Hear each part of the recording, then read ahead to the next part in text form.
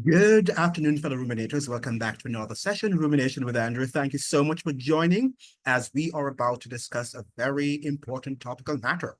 And this afternoon, we shall be looking at Kamala Harris's nomination to the Democratic ticket for the United States elections and what are the implications for Jamaica, as it were, and the Caribbean region.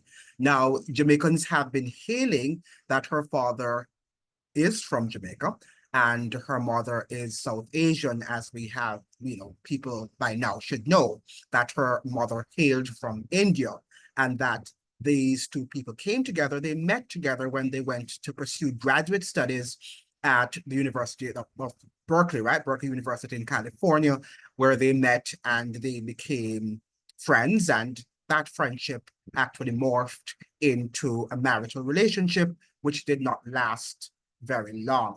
We knew that based on what Kamala has reported in her memoir, The Truth We Hold, right? And you should get a copy of that book, The Truth We Hold. She mentioned that her parents were divorced roundabout when she was 7 years old. She was approximately 7 years old when her parents filed for divorce and were separated. Now, that's interesting sort of sojourn, right? Two young people. And Kamala's mother, I must say, is a brilliant, or was, because she's now deceased, a brilliant woman. She had her first degree when she was 19 years old. Now, that in a British sort of system requires a lot of brilliance, right? To say the least, right? People who have grown up in the Caribbean region, particularly the British the British colonies, the former British colonies, understand that the education system there requires and demands a whole lot because it is riveted and deeply entrenched in the colonial mindset. So you've got to work hard and you have to pass a number of subjects, including O-levels and A-levels, particularly in that colonial context, in colonial times before independence. So for her to have gone through O-levels, that Kamala's mother, to have done her O-levels and then moved on to A-levels and then university education and to have graduated at 19 is remarkable, is commendable, is incredible. Now, for those of you who might be aware of the British system, let us say that she graduated at 15 from high school. She graduated at 15 years old with her O levels, and then she had to take 2 years to pursue her A levels. That would be like 17. So, she would be going to university. And a degree in that colonial system, a degree in the British colonial system or in the British universities takes 3 years rather to complete, right? Unlike in the United States system, it takes 3 years because you would have pursued A-level studies. So for Kamala's mother to have graduated when she was 19 with a first degree from India, that is something remarkable and something that she should have been proud of. Now, Kamala Harris is an interesting person, to say the least. And sometimes when I've read a part of her memoir, and you don't know when she's telling the truth because sometimes she's, based on the information that she gives, she flip-flops quite a bit.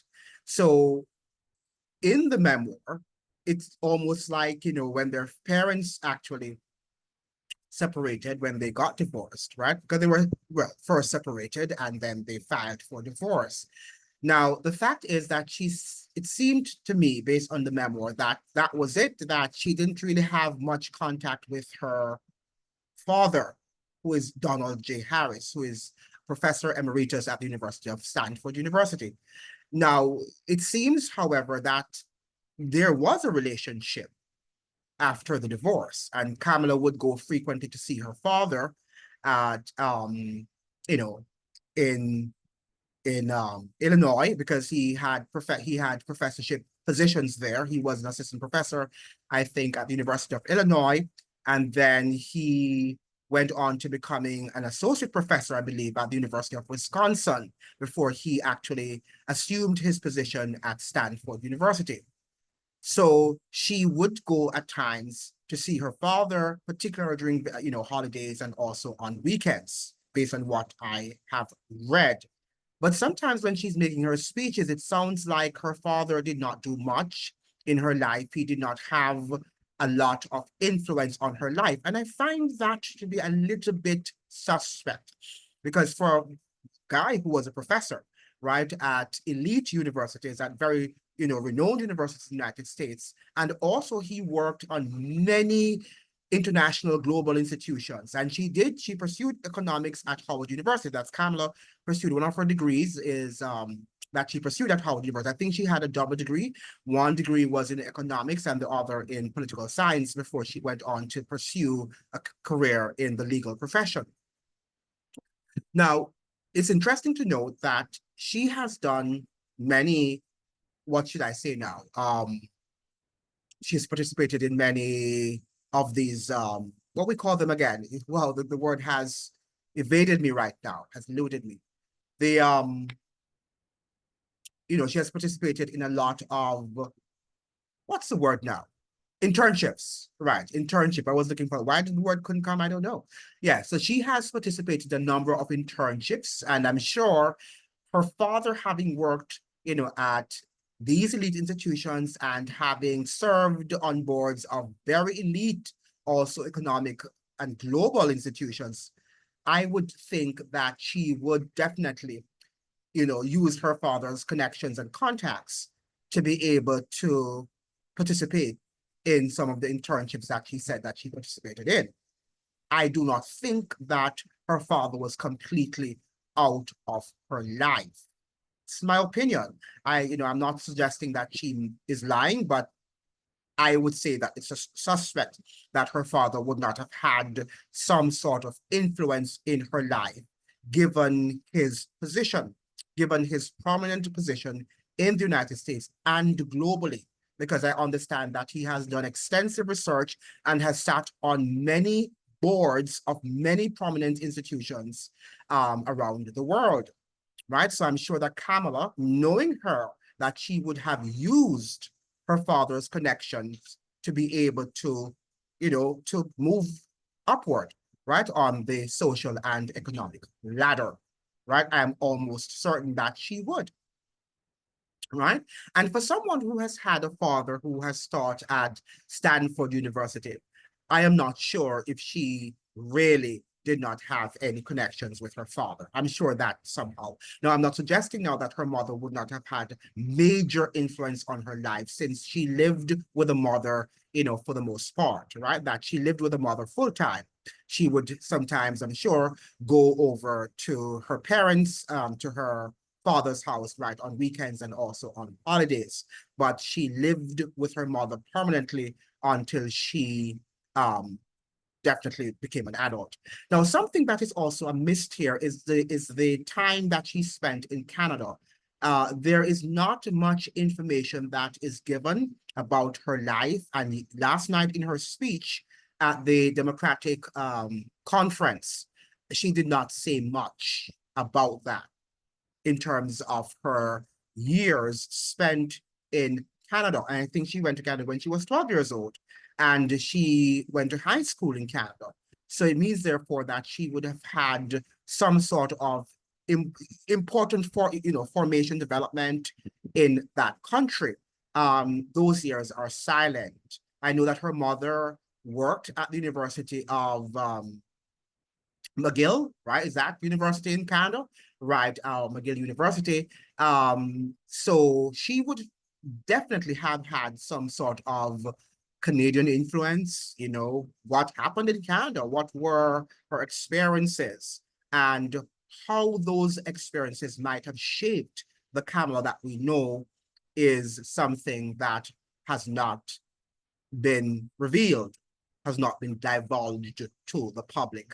I don't know why Kamala is hiding that aspect of those formative years of her life from Americans. Perhaps she probably thinks that the conspiracy theorists will ride the thing that she's not American, but we know that she's American because she was born there and she lived there until she was 12 before she relocated with her family, with her mother, to Canada to work with her mother. I think her mother got a job in Canada and they relocated.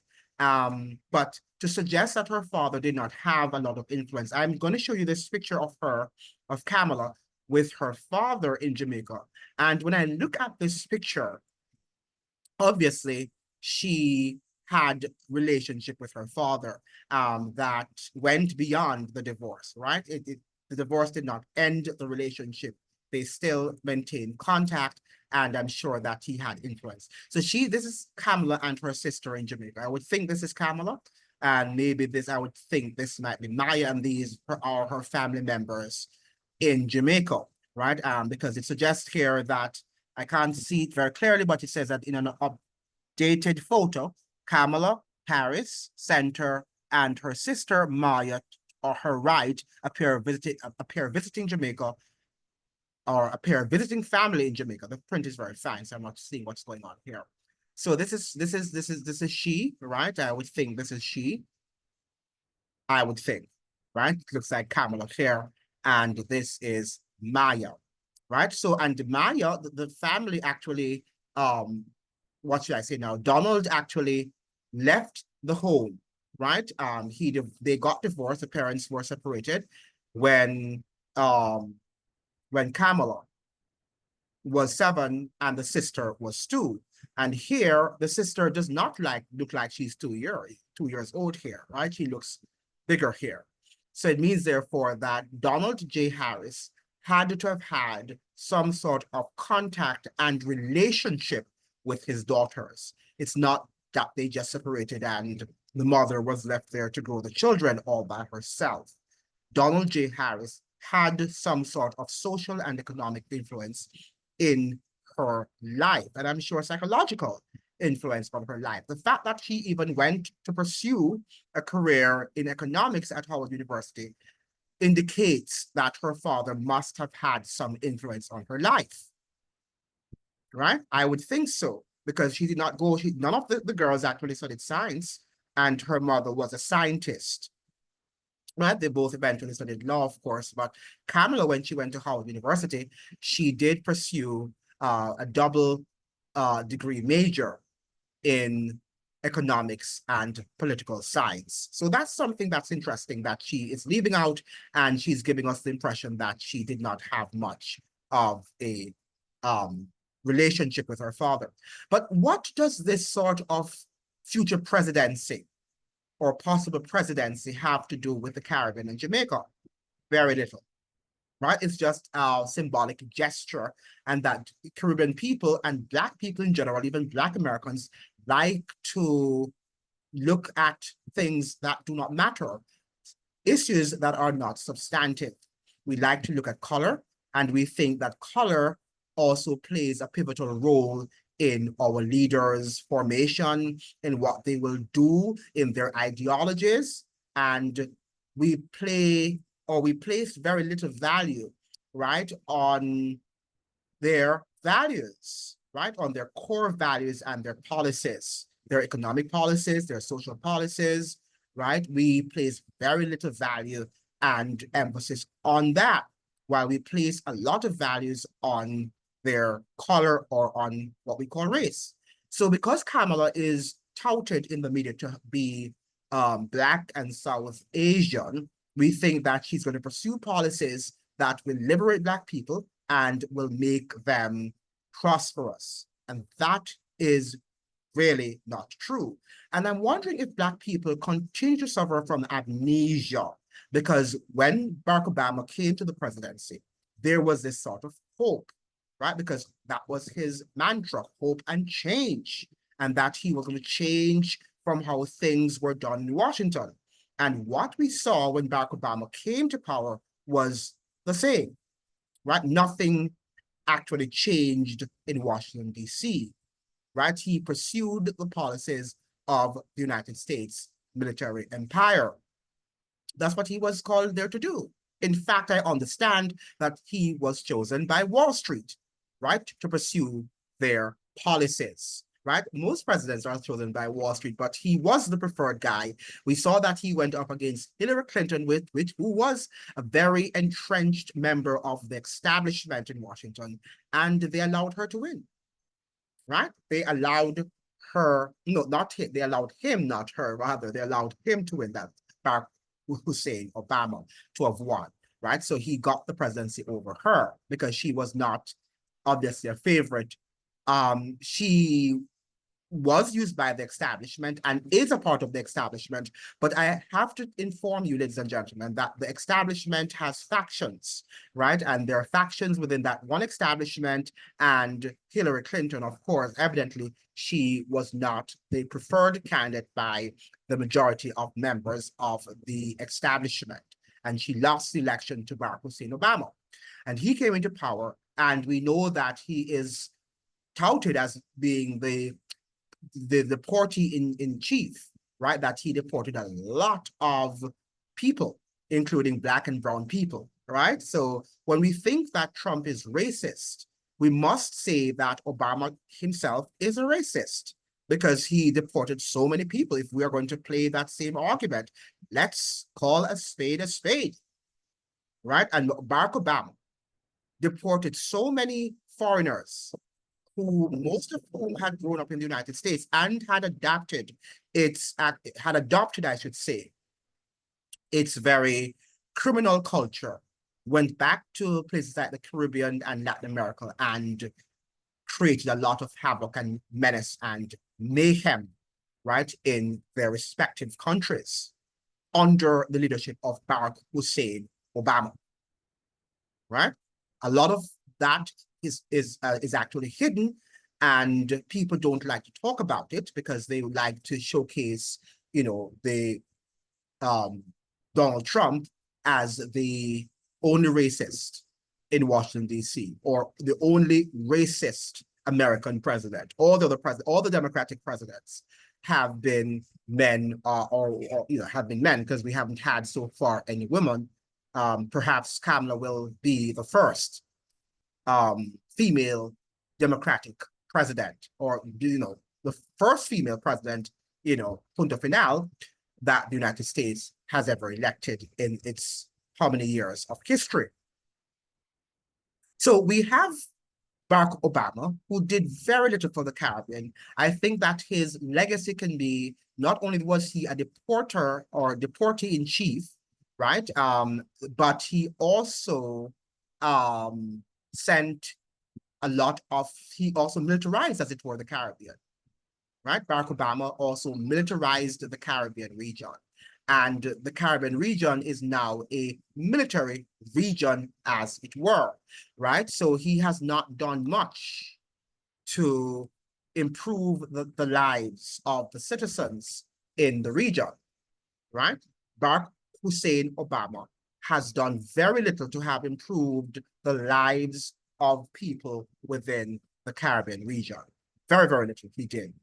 So we don't want to hear now that, Kamala Harris is going to come and she's going to be some form of savior, because she's working, just like Barack Hussein Obama, she's working for the military industrial complex of the United States.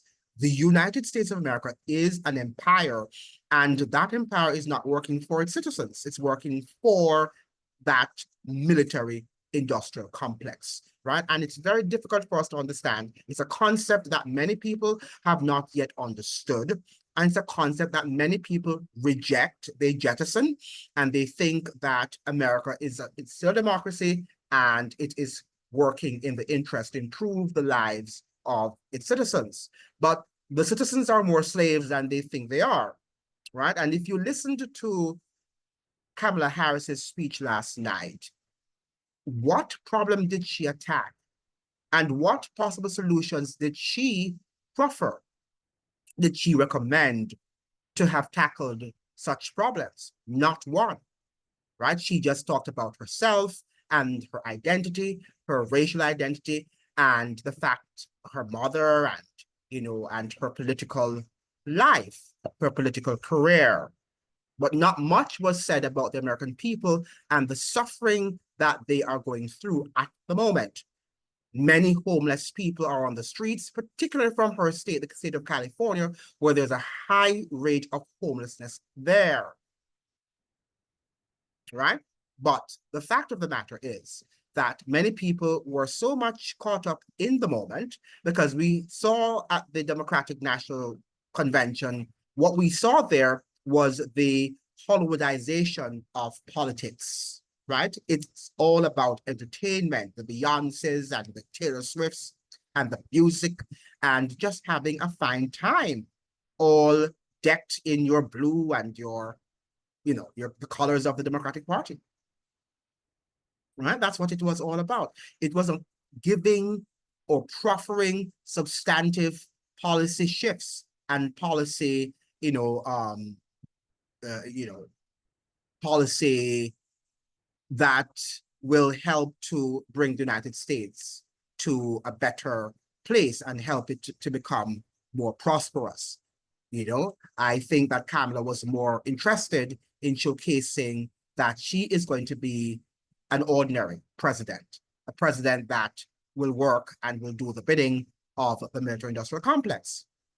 We did not hear that there is going to be a reduction in wars, right? What we saw or what we heard was that there is going to be a continuation of wars around the world, right? So she was there, highlighting how important military was.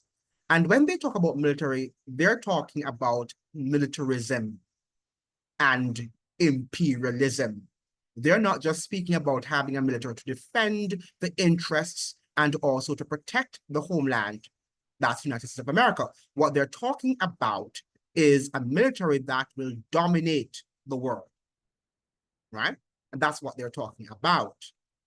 But we must remember that Barack Obama's term, his 2 terms in office, were not particularly helpful to the Caribbean. Remember in 2010, when, they had that stalemate, when Jamaica had that stalemate with Washington surrounding the Dodder saga. And what happened thereafter? Drones were sent to Kingston and they killed 70 civilians. I think that more were killed. And nothing became of that, right? Now, this was an interesting conversation. Let me, before I go to that conversation, let us talk briefly about what happened during the Barack Obama's presidency.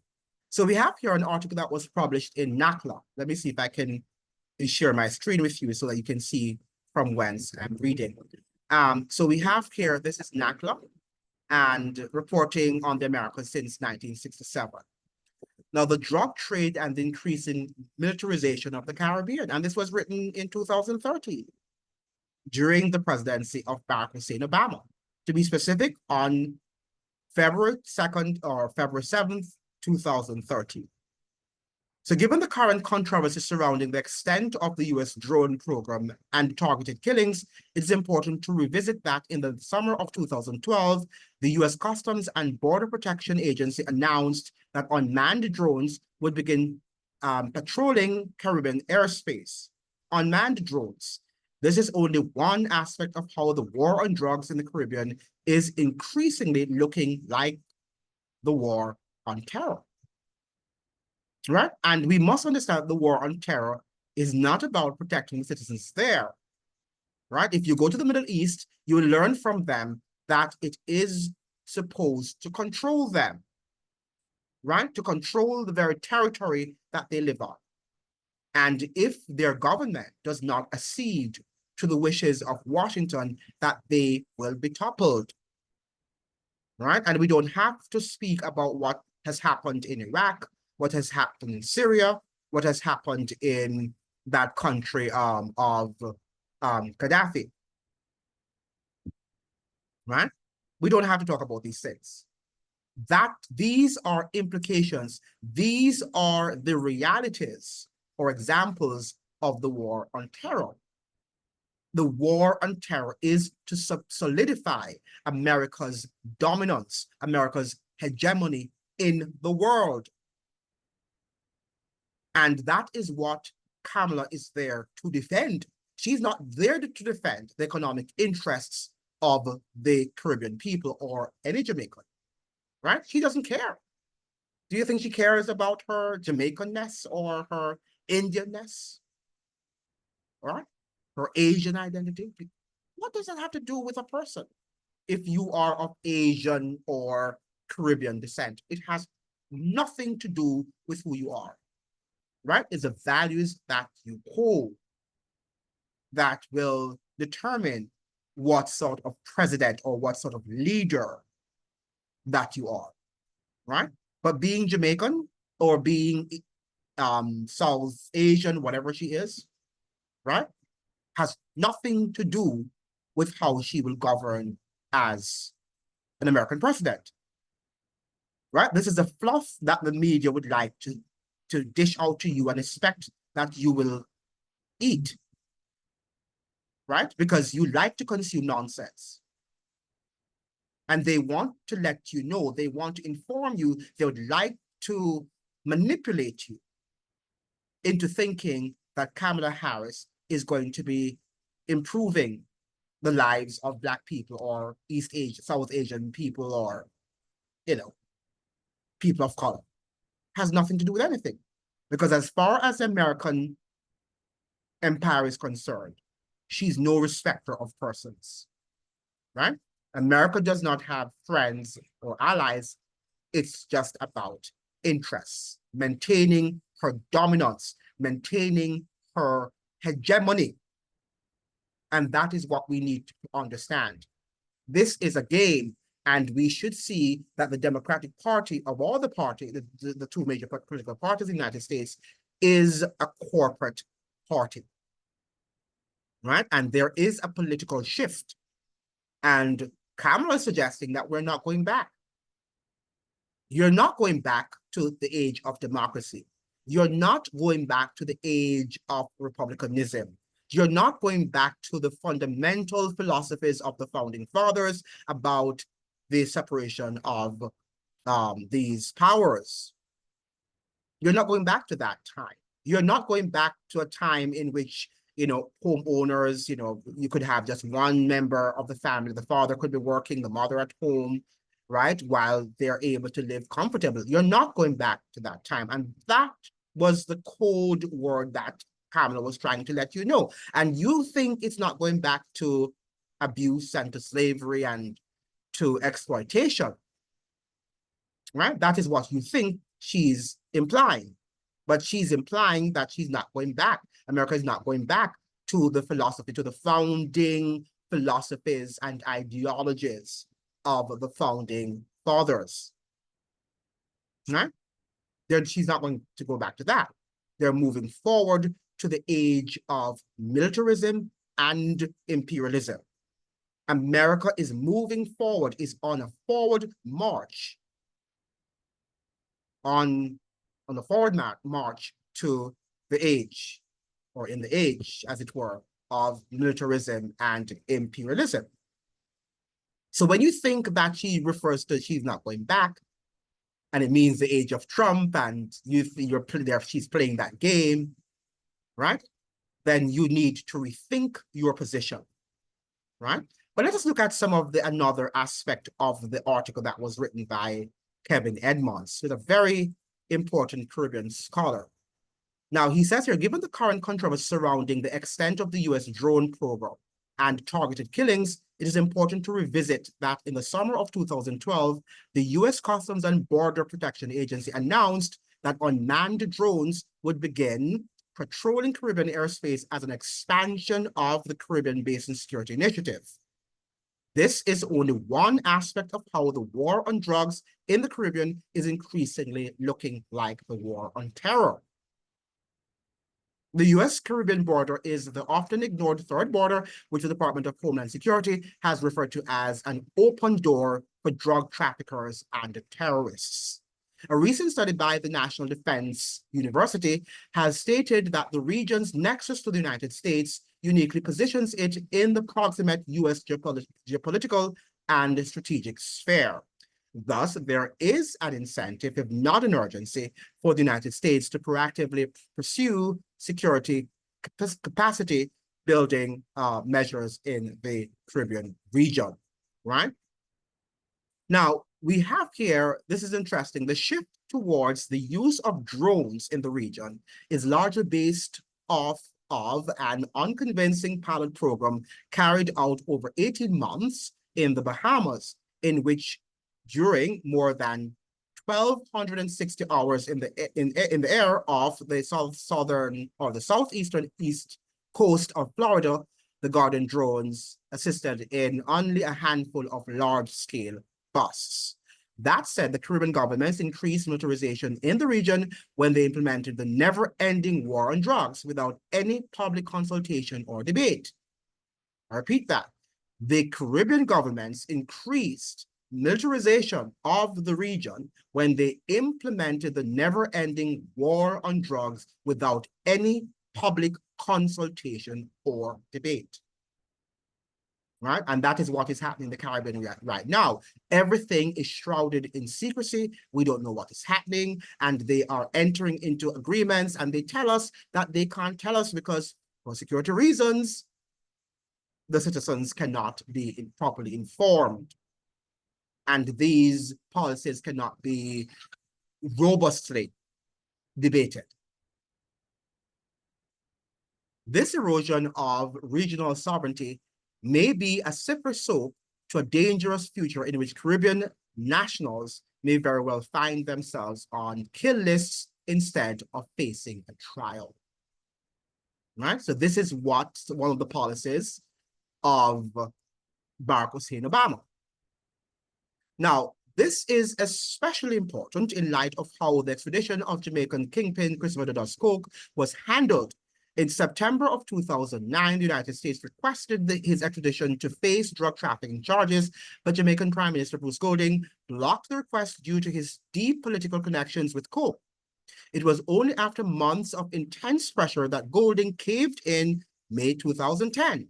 Jamaican police and Jamaican Defense Forces led the bloody operation to arrest Coke, which resulted in the deaths of more than 70 civilians, the vast majority of whom were unarmed. Right? So they're going after citizens who are unarmed, the ones who are not necessarily the problem. Right? But they will tell you that they're trying to protect you, and they're going after the criminals. But in most cases, they're going after you and me. Right? That is what you have to understand. They're not going after criminals. And very soon, you will see them showing up at your door. Now, let's look at another article that was published also by NACLA. And it says here, let me see if I have it correctly here. Obama's election and the Caribbean, what does it mean? And this was his second term when he came back to office in 2012, right? So this writer here, and I'm referring to still Kevin Edmonds, very important Caribbean scholar, right? I think he's from St. Lucia. Now, Kevin Edmonds, right? His name is Kevin Edmonds. Now, Obama's election and the Caribbean, what does it mean? This is what he's asking. Early Wednesday morning, the Caribbean breathed a sigh of relief when the re-election of Barack Obama, or with the election rather, re-election. This relief was not due to any sufficient or meaningful policy implementation by the Obama administration during his first term, but out of fear that Romney's election would have brought a more aggressive and antagonistic stance toward the region. So they were not voting for him or, breathing a sigh of relief because, they thought he was going to be a wonderful president, but because they thought that, Romney would have been more aggressive. In the same way now that people are not voting for Kamala because they think that she's going to be a better president, but they're fearful that Trump might be an authoritarian, right? That he might be implementing authoritarianism in the United States and normalizing that form of political leadership. That is what they think. But is that true? Do you think that is true? Or do you think that you are being mesmerized by the media?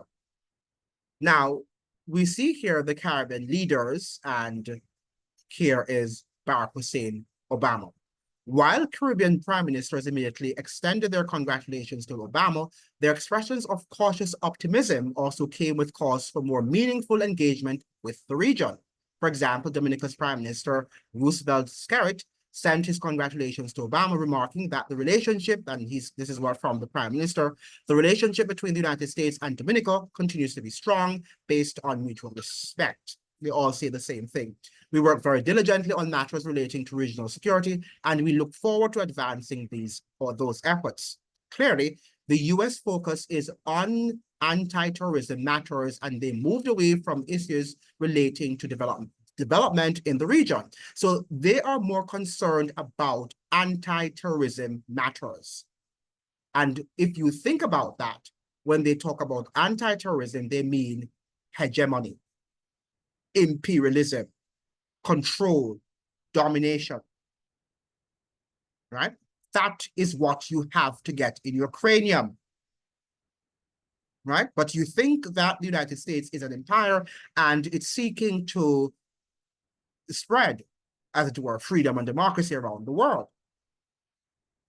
And you are not realizing that even on the mainland, that people are getting poorer and more insecure every day, right? People in the United States are being impoverished and feel a high sense of insecurity every day.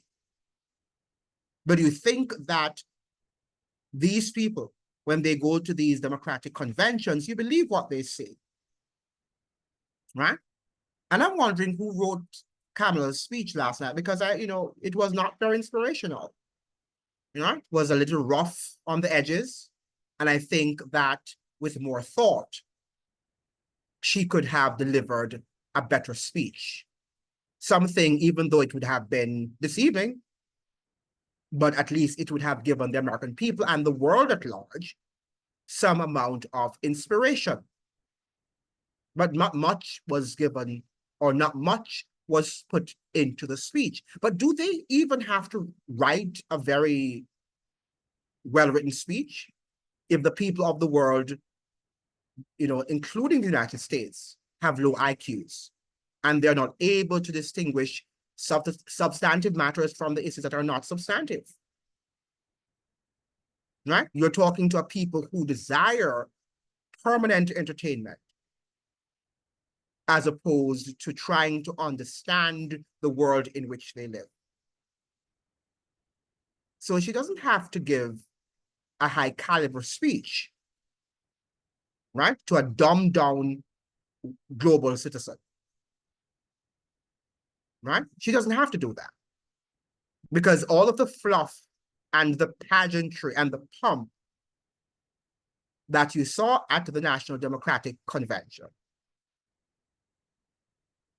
was geared toward people who cannot think,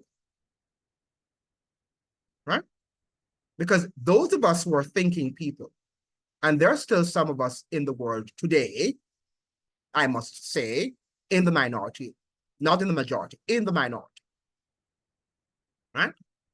They could not be impressed, or could not have been impressed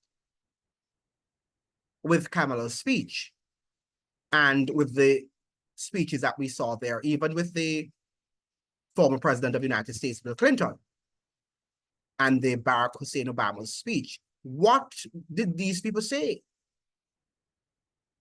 Right? Can an election just be about your opponent?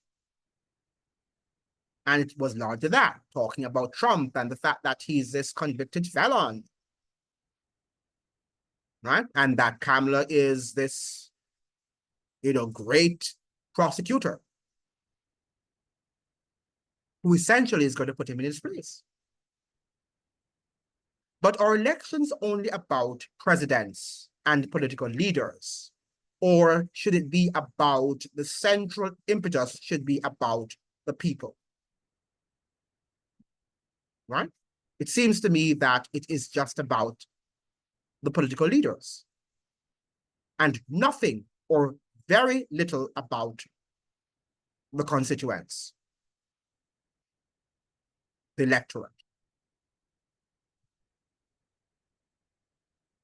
Now, Kamala is a very interesting person. And let's listen to a little of what she said last night in her speech, right? Just to see what she said. Of course, nothing was mentioned about the Caribbean. So those of you who are thinking that the Caribbean is going to be on her top agenda, as Kevin Edmonds has suggested, and it has been ongoing, the United States is only concerned about the matter of anti-terrorism in the Caribbean region. It is only concerned about militarizing the Caribbean. In fact, let me just say something here. I want to underscore, I want to highlight what Edmonds said in one of his articles here before I move on to Kamala.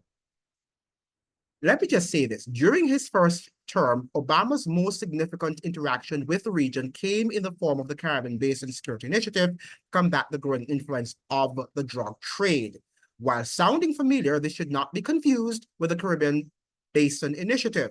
In 1984, the Reagan administration implemented the first Caribbean Basin Initiative to stem the tide of leftism in the region, characterized by the Grenadian Revolution of 1979, by offering financial aid and development assistance, right? Now, listen to how this Obama initiative is different. Obama formed the Caribbean Basin Security Initiative. So this is the difference. You had the Caribbean Basin Initiative, and that was to fight off left-wing policies and governments in the region, particularly after the Grenadian Revolution of 1979. Right? Well, that happened in 1983. The revolution happened in 1983, right? So that was when it occurred. I'm not sure why he said here but maybe it started in 1979 and culminated, but I know that the Grenadian Revolution was in 1983 because that would have been under the administration of the then Maurice Bishop, and then also it would have happened under the administration of the Jamaican prime minister at the time, who was Edward Seaga. And Edward Seaga was not in power in 1979. Now, Obama formed the Caribbean Basin Security Initiative during the 5th Summit of the Americas in April 2009. That was when he went to Trinidad after he had been inaugurated, when he announced an investment and partnership with the Caribbean towards strengthening regional security. In the first 2 years of the initiative, the Obama administration invested $139 million US, which went towards training, scouting aircraft and boats, police polygraphers, improving prisons, and training police. Despite the initiative claiming to work on increasing educational opportunities and providing workforce development and entrepreneurship training for at-risk youth, very little has been done of this aspect of the program because it's not about you, right? It's not about you. It's about cementing USA's hegemony in the region, right? It's about cementing USA's hegemony in the region. It's military might, right? It's imperialistic quest and goal and domination. Listen to what he's saying here. Listen to what Kevin Edmonds is saying here. He said, in regards to Haiti, U.S. policy has maintained the status quo of empowering international capital at the expense of the Haitian people's livelihood and self-determination. Right? It continued under the president of Barack Hussein Obama, the first Black president, according to them, in the United States. At the opening of a controversial 300 million industrial park sweatshops in an ecologically sensitive zone far outside of the area damaged by the earthquake, U.S. Secretary of State Hillary Clinton remarked that when I became Secretary of State, I looked at the billions of dollars of foreign assistance that the United States spends around the world, and I asked myself why the results didn't always create meaningful and sustainable change in the lives of people. So we redirected our efforts to work with Haiti, not just in Haiti, right? Because their lives have not changed because the US is not desirous of changing their lives, right? The US is desirous of making their lives a living hell so that they can control them, right? And now what we're seeing in the United States on the mainland are the same policies to subjugate the American populace and to enslave them so that the US can continue in its quest to become a global empire. And uncontested, because it is now, but it wants to be an uncontested, right, global power, global hegemon in the world. Right now, it has competitors. It has China. It has countries like Russia, Iran, right? And that is why she's seeking to take these people out. And Kamala is going to do it. She's going to move within that sort of, direction, right? So there is not going to be any fundamental change to any foreign policy development in the region, right? Specifically, Jamaica. There's not going to be any. And Jamaicans don't believe that she's going to be running down there. She doesn't care about you and what your leaders are doing or are not doing. She doesn't have any concern about that, right? Okay, now let's now look at some of what Kamala is saying here in her speech. Before I go to Kamala's speech, let us look at Obama. Look at his presidency when he went to the University of the West Indies on Mona campus in Kingston, Jamaica in 2015, I think, right, where he addressed some students at the University of the West Indies. Let me see if I lost it. No, I did not lose it. So let me share it. So yes, so he went to the University of the West Indies, Mona campus in Kingston, Jamaica, where he addressed some, intelligent young minds at the University of the West Indies in Jamaica. Now, and this young man stood up to ask him a very important question, and I think that Barack Obama was not expecting a brilliant question of that nature. And he fumbled. He did, President Obama style, did present and formulate a response to the young man's question, but it was unsatisfactory, and you could see that he was lying through his teeth. But let us listen to what the question was and Barack Hussein Obama's response. Now, this is during his second term, just about to end, 2015.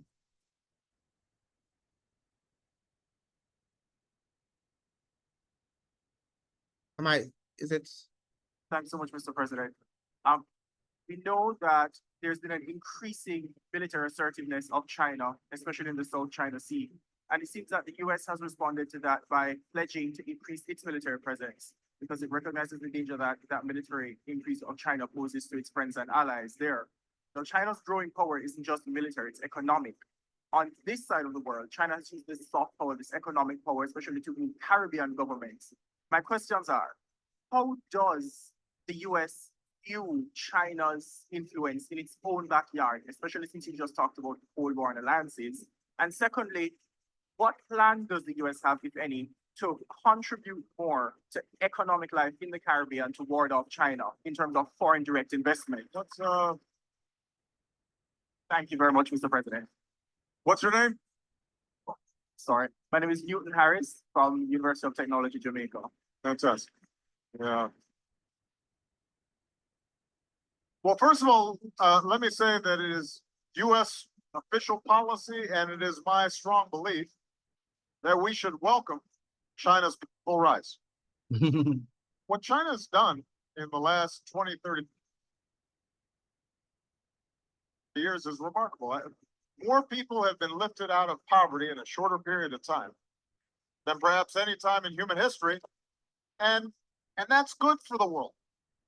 I mean, we should be more fearful of a poor, collapsing China than a China that is participating in the world marketplace and trading and is getting along with its neighbors and part of the international order, because there are a really large number of Chinese people, and we want them to be doing well. So our policy is not to fear China's peaceful rise. Where we get concerned with China is where it is not necessarily abiding by international norms and rules and is using its sheer size and muscle to force countries into subordinate positions. And that's the concern we have around maritime issues. We think this can be solved diplomatically, but just because Philippines or Vietnam are not as large as China doesn't mean that they can just be elbowed aside. And by the way, we don't have a particular view on the territorial disputes, the maritime disputes. Our attitude is simply, let's use the mechanisms that we have in place internationally to resolve them. Now, with respect to Chinese investment in the Caribbean or in the Americas, in the Western Hemisphere, my response is the same one that I gave when I was asked this question in Africa, which is, if China is making investments that are building up infrastructure or improving education or helping the people, then we welcome that. We think that's great. The only thing is, you got to make sure you look at what strings may be attached. If the investments are made and it's solely to build a road to a mine to extract raw materials that are going to then be immediately going to a port and shipped to China, and if Chinese workers are shipped in to build the road, and if you don't know exactly what the deal was with the government that led to China getting the contract, you know, in those situations, it may not be, in fact, serving the long-term interests of the country. Now, I would say, by the way, I'd say the same thing about the United States. You know, so if we come in with an aid package to your country, and we say, you know, we got this great deal, we're going to give you, you know, $100 million for such and such. But if, when you evaluate the actual benefits, it's U.S. companies that are disproportionately benefiting from it, and it's creating a situation where, over the long term, the United States is making a whole lot of profits, but it's not leaving behind a sustainable industrial base or ways in which that country can develop. Then, you know, you have to evaluate that and try to get a better deal. So what I'm saying is not unique to China. I think that's how all countries should be operating. Your government should be transparent. It should be clear about what you're getting. There should be an accounting of how the money flows. There should be a sense that over the long term, you know, Jamaican businesses or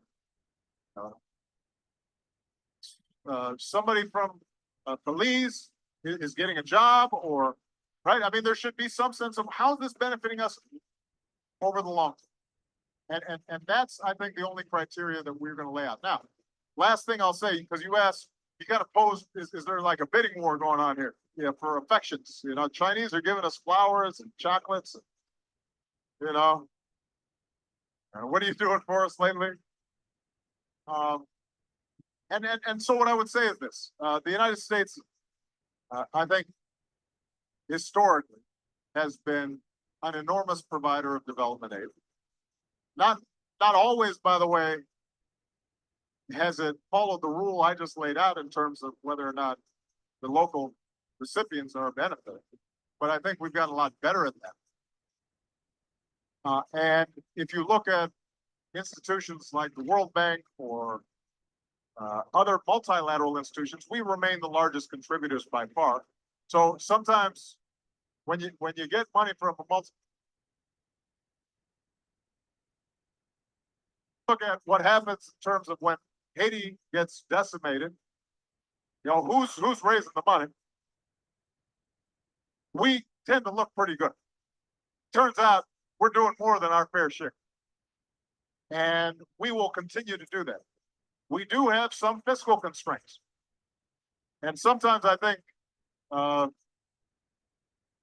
when I travel to the Americas, to the region, people ask, why don't we have sort of the kinds of Alliance for Progress programs with huge sums of money?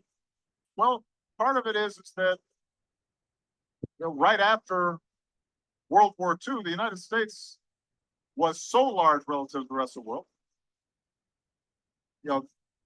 Japan was decimated, Europe was decimated. Huge chunks of the world were behind the Iron Curtain. And so it was natural that we gave fivefold or tenfold more than anybody else could do.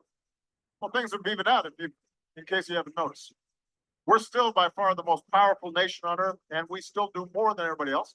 But we do expect others to step up and do their fair share. But I can guarantee you this, we will always do our fair share. And nowhere is that truer than in the Caribbean and in the Americas, because you are our neighbors and some of our closest friends. All right. Interesting response that Barack Hussein Obama gave at the University of the West Indies to a student at the University of Technology in 2015. Now, as you can see, the president was struggling to articulate his sentiments, and he knew that he was lying. And I'm sure that the students in the public knew that he was in the audience, rather, knew that he was lying, because they are living the experiences in the Caribbean that, the United States domination, its hegemonic power there suffocates any development in countries like Jamaica and other neighboring countries. That is the reality, and something that Obama cannot negate, right? He will not be able to debunk anytime soon. But he had to, present the US empire as a lovely, empire. It's one who is definitely desirous of seeing the improvements in people's lives and their livelihoods.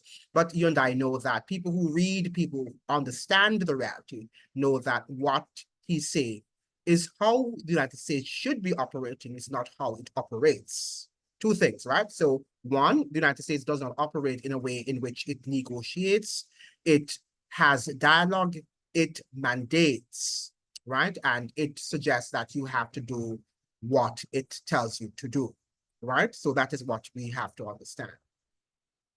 Now, the whole concept of, let me go back to the,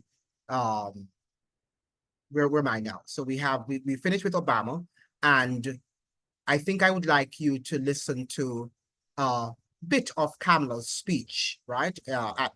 She delivered the speech last night at the National Democratic Convention there in Chicago. All right, so let us see if you can listen briefly to what she has to say, right? These people are not saying anything, they're not saying anything that is substantive. They're just entertainers to entertain you and to tell you what you want to hear so you can dance and have fun.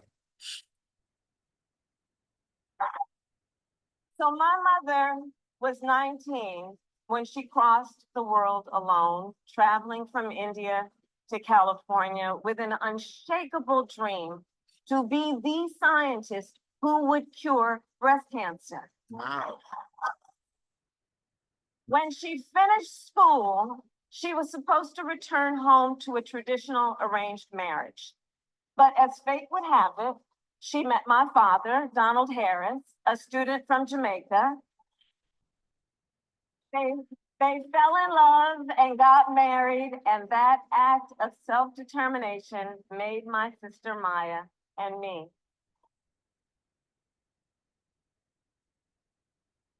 Growing up, we moved a lot. I will always remember that big Mayflower truck packed with all our belongings, ready to go to Illinois, to Wisconsin, and wherever our parents' jobs took us. My early memories of our parents together are very joyful ones. A home filled with laughter and music, Aretha, Coltrane, and Miles, At the park, my mother would say, stay close.